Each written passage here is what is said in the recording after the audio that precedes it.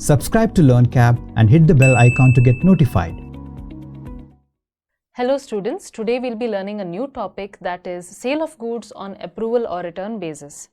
Now, a businessman, if at all he wants to introduce a new product in the market, or let us say he wants to increase sales of an existing product in the market, it is a little challenging, especially these days because of competition. Now, one of the best ways is to use certain techniques. Right? So, techniques may involve giving offers, discounts, etc., etc. But more than all this, to first ensure that your product reaches the market, you may opt for a technique whereby you sell goods on a sale or return basis. Now, what does this mean, sale or return? Basically, this is a technique whereby you give an option to the customer. You give an option to the customer either to retain or return the goods if at all they are not satisfied with the goods within a specified period. You give them a time limit. You give them certain number of days or months or whatever to return the particular products if they are not satisfied. Like, let us say the quality is not good, or it is not how they expected, or the description of the seller is not matching what the person who's buying was expecting. So in such a case, they have a right to return. Now, usually it's very common between manufacturers and wholesalers and retailers, because they deal with large volumes of goods, right? So if in case now, let us say a wholesaler buys and the retailer is unhappy, he's not able to sell, it is a huge risk for him. So he may want this type of a arrangement with the manufacturer. Similarly with the retailer. If retailer buys and let's say he's not able to sell it to the final customer because of some issues, so why would he take the risk of buying so many goods in large quantity? So he may want to resort to this type of a technique. Now you already know, or you would have already come across this particular technique when it comes to online shopping, right? On websites like Amazon, Flipkart, eBay, ShopClues, all these websites, they do have a return policy, right? So what does this return policy state? Of course, it may differ from company to company. Some of them may have a 10-day return policy, others may have 12-day, some may have 15-day. So there are some conditions, of course. There are certain conditions, terms and conditions which you have to follow. But usually it is told that within this particular period of time, within so many days, you may return the product if at all you are unhappy with the product. Unhappy may be for several reasons. One may be quality is not good. Another may be description is not matching. Another may be the size or fit or whatever that you were expecting is not the same. So it could be different things, or there could be damages. All these reasons for which you have a right to return the product. And there will be a lot of conditions saying you have to return it in a certain condition, packing, this, that, all that will be there. So there are certain features of this type of a arrangement. So first thing is there is a change of possession. Possession means the physical possession. There is a change of physical possession from one person to another. Means the goods are now coming from the seller to the buyer. So from the online selling company to you, there is a transfer of possession. But it does not involve transfer of ownership. You are not yet the owner of that particular product. One thing is, if you have that period has not yet expired, that means 12 days period of return is not yet expired, and if you have not yet made payment, all these reasons could be there. So the ownership will transfer only once the buyer approves of the goods, in the sense that if you know, or if you have come across, or if you are used to buying things online, you would have seen that once your package is delivered to you, there is an option to confirm the delivery. Once you confirm the delivery, you have an option of either returning, not returning. You have an option of leaving feedback. All these things are there. Similarly, in this scenario, you have an option to approve these goods. Once you approve these goods, it means the sale is complete. Up until then, you don't have any ownership rights. The customer does not incur any liability, in the sense he is not duty bound to pay for those goods if at all he is unhappy, just because the goods have come to him. So there's no liability when the goods are merely sent to him. So in case of online transactions, of course, you know that you have an option there, either to pay in advance or to pay later on, that is COD, cash on delivery. You have two options, right? So the option when it comes to paying in advance will be like net banking, debit card, credit card, all these things. And usually it is encouraged. They give you discounts, offers, if at all you're paying immediately. Or else sometimes the seller will ship the goods to you, and at the time of delivery you can pay the money. But in both scenarios, when it comes to online selling, when it comes to online shopping, in both scenarios, it is not that you cannot return the goods. Even if you have paid in advance, you have an option to return the goods. Even if you pay in cash on delivery, you have an option to return the goods within the specified period. And once you exercise that option, then you have a right of refund also. So as per the definition given under the Sale of Goods Act 1930, in respect of these type of goods, sale will take place when buyer signifies his approval or acceptance. One is when he says, yes, okay, these goods are fine, I am going to accept these goods. And when he does some act adopting the transaction. In other words, he indirectly does some action which is approving of the transaction. Or if he does not signify his approval within the specified time period, or he does not say that he wants to reject them within a specified time period, and this is when there is a specific time period, or else on the expiry of reasonable time.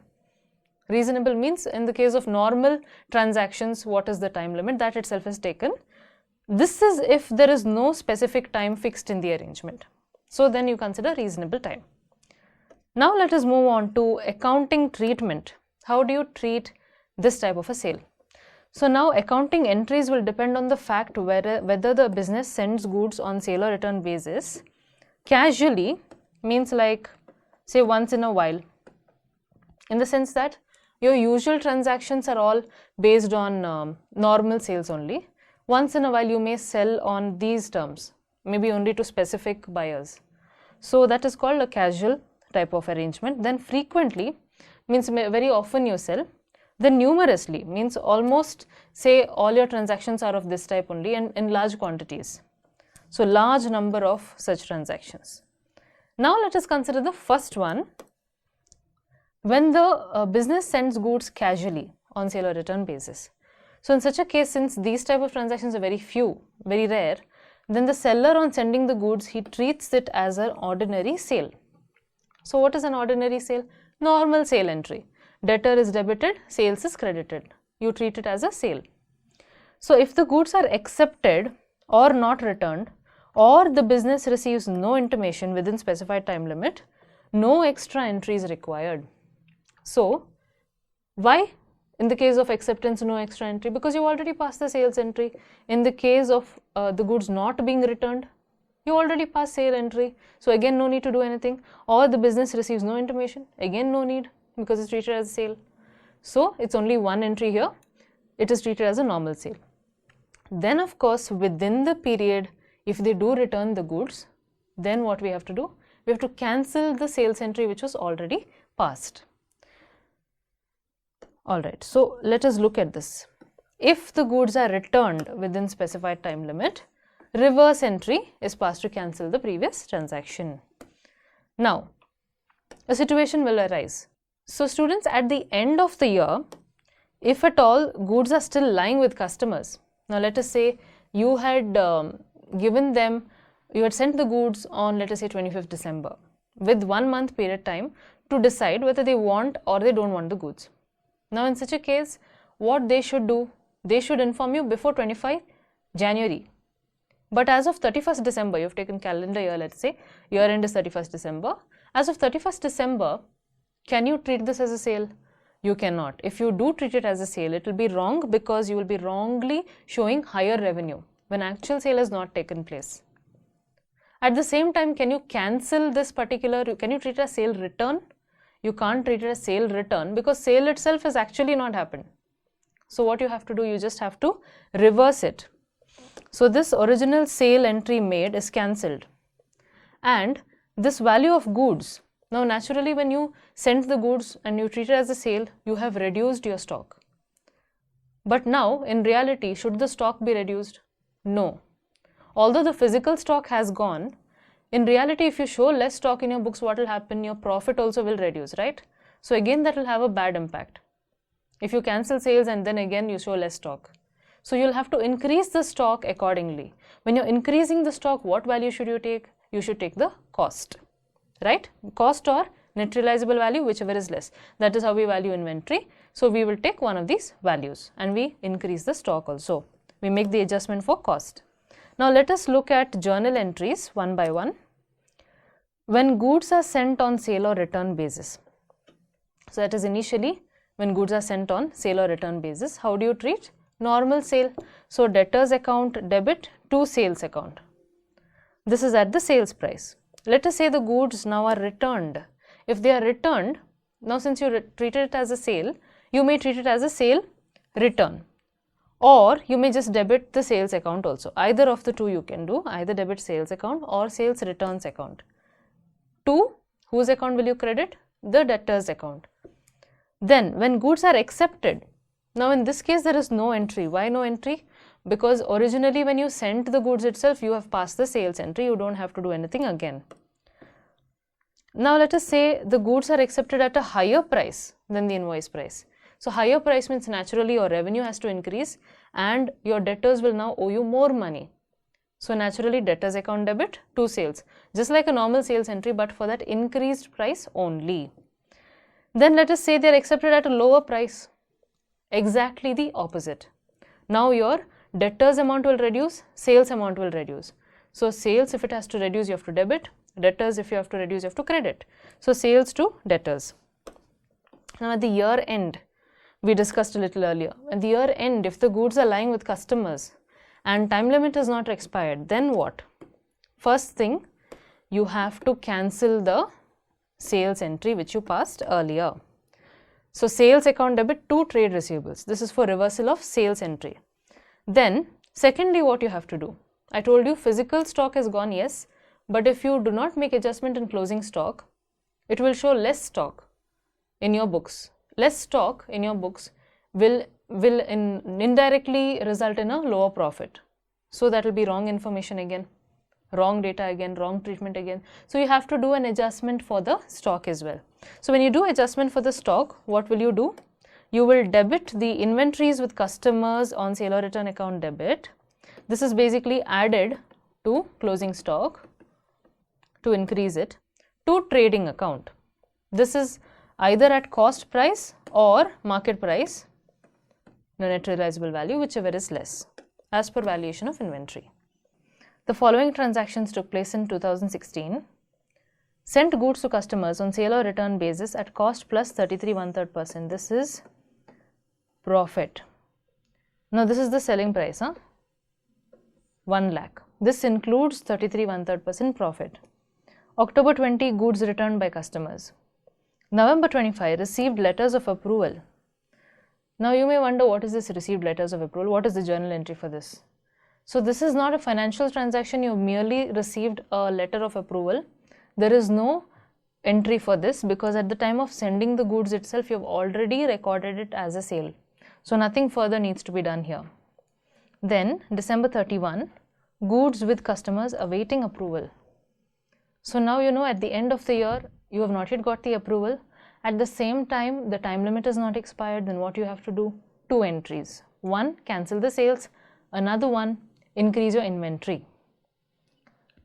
So it's also told here, CE records the sale or return transactions as ordinary sales. You are required to pass necessary journal entries in the books of CE, assuming that accounting year closes on 31st December 2016. So we can start with our working in the books of CE journal entries. Now we will start with the first entry, that is on September 15th. So 15/9/2016, sent goods to customers. So when you send goods, you're going to treat it as a normal sale. So we don't have customer's name here. So we will just write customers account debit, or you can also write trade receivables or trade receivables account debit to sales. This is for recording the sale. Being goods sent on sale or return basis. The amount is 1 lakh.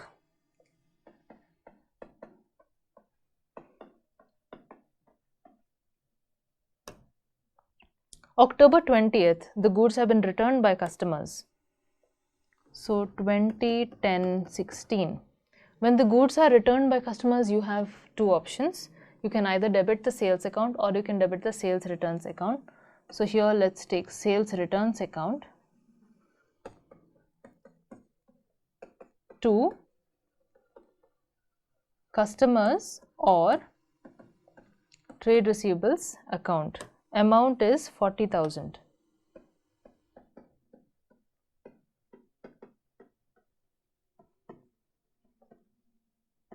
Being goods returned by customers.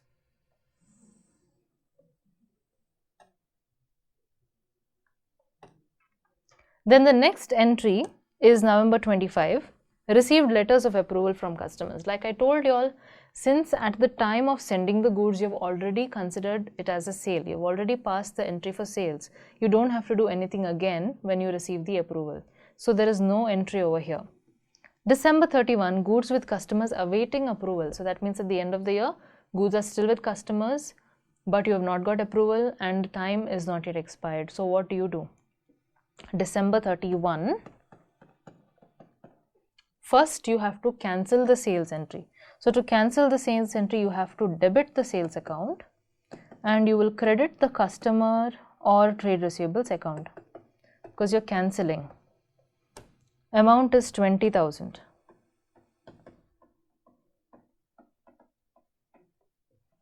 Being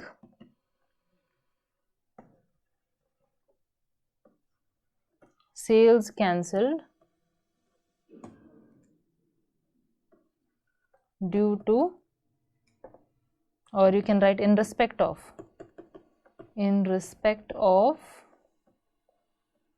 goods lying with customer.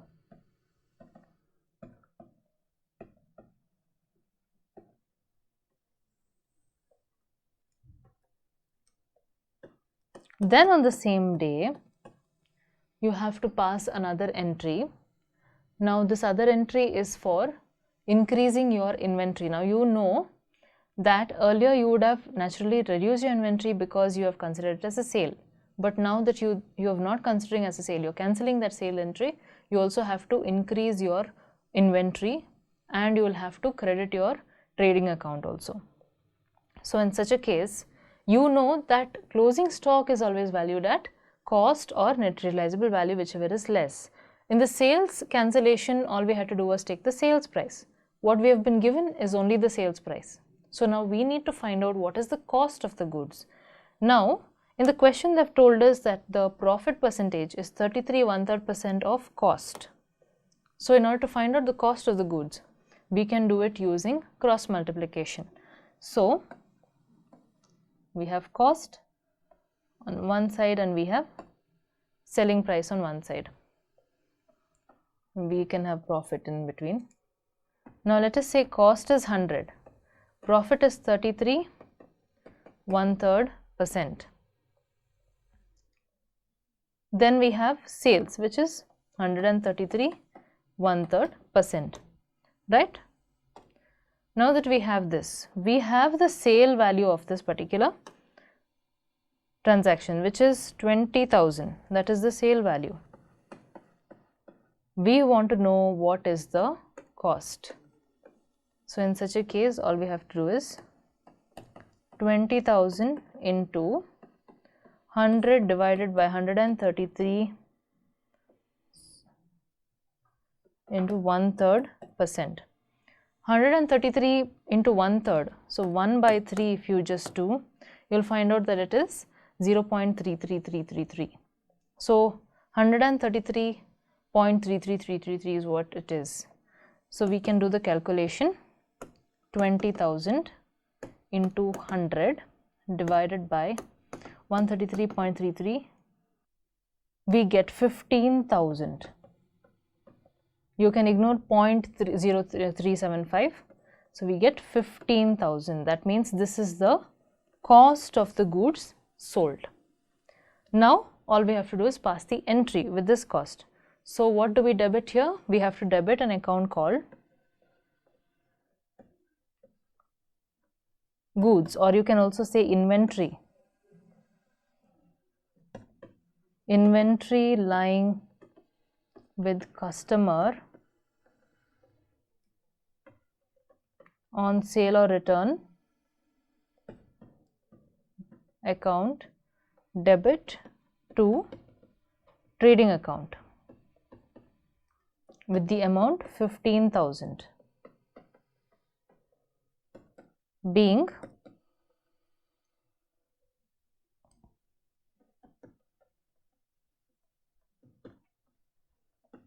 inventory lying with customer